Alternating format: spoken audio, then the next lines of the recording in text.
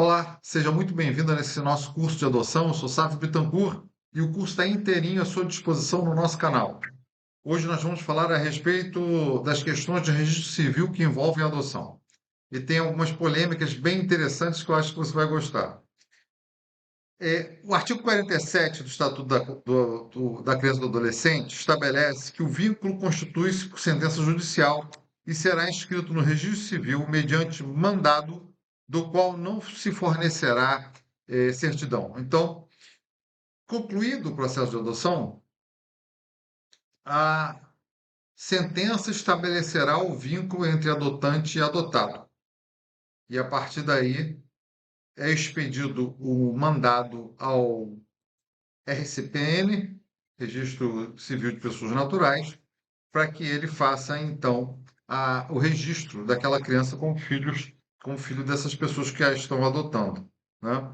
A inscrição consignará nome dos adotantes como pais e nome de seus ascendentes, parágrafo 1º do artigo 47. Então, a regra entram esses nomes dos pais e saem os nomes dos pais originais, e entram também os ascendentes, né? Uma vez perguntaram, mas o avô não tem que concordar em entrar o nome dele? Não, porque não tem que concordar com a filha dele engravidar.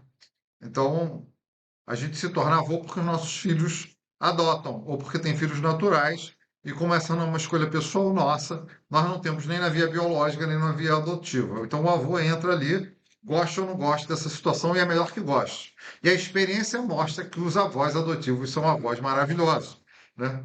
Na convivência são até tão ou mais babões quanto os avós da via biológica. O fato é que entram ali o nome dos pais e dos avós da criança e passa a constar. Quando isso era exercido no modelo normal, né, no modelo original, pai, mãe, ascendentes, avô materno e avô paterno, você tinha a formação de uma família no modelo tradicional. Agora, você tem que ter outras designações para comportar famílias que não seguem esse modelo, como a família homoafetiva. Se eventualmente existem dois pais ou duas mães, você não vai usar pai e mãe. Eu tenho um amigo que é senador da República, que eu não vou dizer o nome, que todo mundo conhece, e ele já falou isso publicamente, então, portanto, eu posso comentar. Eu acho que é uma coisa que vale a reflexão, né? Independentemente de qual seja a nossa visão religiosa, etc. O fato é que, às vezes, a gente causa muito constrangimento para as pessoas. Eles foram fazer o passaporte do filho adotivo deles e eles são um casal homoafetivo de dois homens. E, e aí tinha pai e mãe, e eles estavam querendo viajar e tiraram no sorteio, no cara ou coroa, quem ia ficar como pai e quem ia ficar como mãe. Então, mãe é fulano de tal, nome masculino, e pai é fulano de tal, nome masculino. Para evitar isso, então, obviamente, há uma recomendação de utilização de outras designações para o registro civil das pessoas naturais, que não sejam essas, pai e mãe, mas que sejam ascendentes de primeiro grau, para colocar aquelas pessoas que efetivamente não figuram como pai e como mãe. Eu não sou a favor da extinção da figura do pai e da mãe, conforme alguns querem não ter mais comemoração de dia da mãe nem dia do pai. Eu acho tudo isso muito radical, sou uma pessoa um pouco mais conservadora nesse sentido. E naquele dia do pai, que a criança tem dois pais, comemora com dois pais e tem mais pai do que os outros, e no dia das mães comemora com duas mães e está tudo certo. Tem gente que o pai morreu ou que não conhece a mãe e, eventualmente, essas pessoas passam por esses dias sem ter com quem comemorar, mas faz parte da vida, né? A gente celebrar uma relação que é uma relação, em regra, tão importante como a maternidade e a paternidade. Bom, isso é polêmico, isso não tem a ver com a nossa aula, porque isso, na verdade, é uma questão mais de costume social do que de direito. O fato é que, na certidão, nós não podemos incluir designações ofensivas às pessoas. E, por isso, há essa flexibilidade para a utilização de uma designação que não seja excludente, né? E aí, bom, aparece aí, os avós serão os avós, que serão os pais desses adotantes, qualquer que seja o seu gênero. O mandado judicial cancela o registro original. Isso é um troço interessante, né? Aquele registro original pode ser guardado para fins de conhecimento do adotante, a gente vai ver isso numa aula futura, mas aquele registro original está cancelado judicialmente e passa a haver um novo registro, né? Veja que aqui é uma preocupação com a não criação de motivos de discriminação com a adoção. Tipo, fulano é filho biológico do governador, Beltrano é filho adotivo. Fulano é filha do governador, Beltrano é filha adotiva do governador. Como às vezes sai no jornal de forma a irritar e consagrar realmente um preconceito. Você tem que ficar realçando que a pessoa é filha adotiva e dando esse vínculo o tempo inteiro como se ela fosse menor ou diferente da outra. Então, você pode sim qualificar as pessoas como filho adotivo quando você estiver falando da filiação adotiva especificamente, e não como algo explicativo numa outra narrativa que não tem a ver com isso, né? Então, aqui há essa preocupação, né? Ah, ao cancelamento e não há publicidade, não se dá certidão desse mandado. Quer dizer, o mandado que altera o nome do pai da criança no registro, cria um novo registro a partir da adoção com data original, com os dados da criança, com o novo nome da criança, com os pais novos ou mães da criança, tudo ali dentro daquele novo registro, com os avós e tudo mais, e se cancela o registro original que fica resguardado para fins de conhecimento da própria criança quando ela tiver 18 anos de idade ou antes, se os pais assim desejarem, né? É, e o novo registro pode ser lavrado, diz o parágrafo terceiro, no na certidão, perdão, na comarca de residência dos pais adotivos, quer dizer, onde a criança vai mudar. Isso facilita praticamente a vida dos caras. Então, a criança, por exemplo, ela nasceu num estado longínquo. E essa pessoa, então, vai fazer esse novo registro no seu estado, na sua cidade, para facilitar a sua consulta, a expedição de uma certidão, etc. Ela está muito mais próxima, uma segunda via, certidão de nascimento, né? Então, a pedido do adotante, pode haver a realização desse novo registro na sua comarca de origem. Hoje já funciona quase que automaticamente. O juiz já manda para aquela comarca onde o adotante reside. Isso já está previsto na própria, digamos, no modelo de sentença, isso já é uma daquelas providências que vem ali já escritas, né? Porque é óbvio que para eles é melhor, né? Salvo se eles manifestem desejo de deixar o registro lá no outro estado, não atende o interesse da criança, né?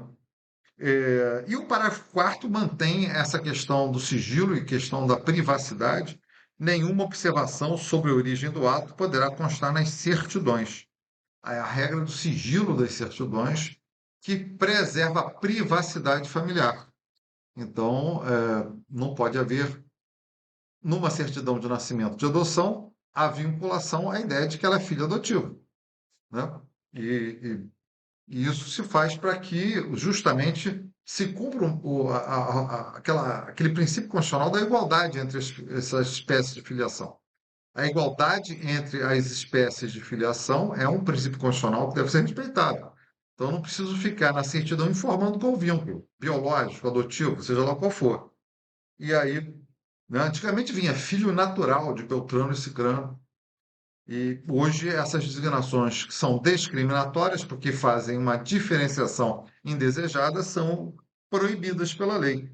E aqui está a proibição específica em relação à adoção, no parágrafo 4º. E aí a sentença confere o sobrenome do adotante, que pode determinar a modificação do prenome. Se o essa história da modificação do prenome tem causado alguma polêmica, os psicólogos são contra essa modificação, mas é necessário se ter em mente que, se não houver uma relação afetiva já cristalizada da criança com seu nome, essa mudança é legalmente possível. Ela pode ser contraindicada, mas ela é legalmente possível e aqui é uma opção do adotante, que não pode ser retirada. Ah, mas não é do superior interesse da criança. Mas tem prenomes que são, com todo respeito, muito difíceis de serem mantidos, porque são incomuns, porque são diferentes, às vezes são ridículos. Enfim, e eu já vi adolescente querer mudar de nome. Então, eu sou partidário que essa decisão seja tomada pela família como a lei permite. Agora, se for uma mudança estética desimportante, eu sou contra. Vai ser principalmente quando a criança, e somente quando a criança tem um vínculo com o seu próprio nome, né? Mas há naquelas hipóteses de nomes bizarros, né? Junção de nome dos outros, nomes atribuídos de pessoas famosas que deixa a criança numa situação de bullying. Enfim, tem várias hipóteses em que eu acho que a mudança do prenome é interessante. E a família adotiva tem essa prerrogativa. Então, quando é pequenininho, não há grande diferença. Quando a criança é maior, a tendência é a manutenção do nome dela, que ela já se identifica por ele.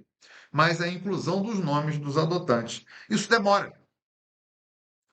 A inclusão do nome demora, porque só vem com a sentença de adoção, do sobrenome. E muitas vezes a criança passa na guarda dessa família, que vai ser sua família adotiva, em estágio de convivência, guarda provisória, estudando na escola, chamando os adotantes futuros de pai e mãe já completamente integrado e usando o nome anterior, usando o sobrenome anterior. Então o menino chama José da Silva, mas a família dele é Oliveira. Então ele não consegue usar os nomes de seus pais de verdade, que são aqueles que ele conhece como pais, que são os pais adotivos, porque o processo ainda não chegou na sentença. Então, eu tenho defendido a tese num país que qualquer um pode mudar de nome, porque quer mudar de gênero, porque não se identifica, porque não gosta. Liberdade total tem que se conferir a utilização de nome social para a criança para evitar a insegurança dela nessa fase que ela ainda não tem o nome legalmente dos seus pais adotivos, né? Então ela pode, durante o processo, usar como nome social esse sobrenome dele. É uma tese a ser defendida, eu estou defendendo essa tese explicitamente, que acho que é completamente compatível com a liberdade que as pessoas têm hoje de escolher o próprio nome. E profissionais da área da medicina e da psicologia, sobretudo, já provaram que essa diferença de sobrenome mantém as crianças numa situação de insegurança e de provisoriedade que a afeta, inclusive, no seu desempenho escolar. Então, eu defendo a ideia de que deve ser usado nome social. Acho que é a melhor solução para já incluir o patronímico dos pais adotivos na criança, né? Se o pedido for do adotante, é obrigatório a oitiva do adotando observados o artigo 28, parágrafo 1º, parágrafo 2º, que é a escuta da criança e do adolescente, com todos os cuidados legais, para saber se ele quer mudar de nome, obviamente, quando ele pode se expressar. Porque se ele for uma criancinha até 1 ano, 2 anos de idade, é difícil que ele tenha essa capacidade de expressão, né? Mas pode haver uma manifestação da equipe técnica a respeito dessa mudança. A adoção produz efeitos, parágrafo 7º, desde o trânsito julgado, na adoção póstuma, os efeitos retroagem à data do óbito. Então, desde o trânsito julgado, a adoção ela produz todos os seus efeitos de filiação, nome, etc. Nós voltaremos ainda em breve, na próxima aula, tratando dessas questões relativas ao registro de adoção para concluirmos esse assunto. Até lá!